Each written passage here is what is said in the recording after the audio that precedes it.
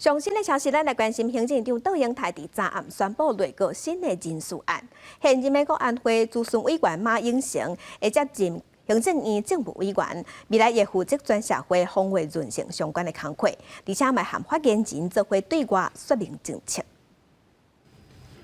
行政院长窦英台17号宣布内阁上新的人事消息，向总统赖清德招人，由国安会资深委员马英成接行政院政务委员。窦英台学罗马英成经验丰富，对政策明晰，判断精准，将负责全社会防卫韧性相关的工作。未来我会请他就院内各部会内部的沟通。 以及中央跟地方一些事务的沟通跟协调，那么以及对外的一些政策的说明，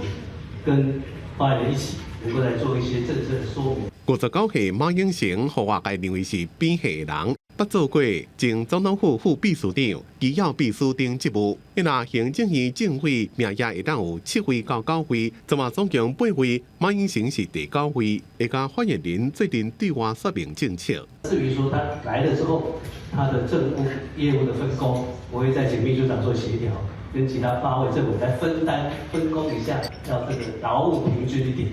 行政院国家人窦英台讲，人事案已经决定，伫这礼拜完成行政程序了，马英成就让正式上任。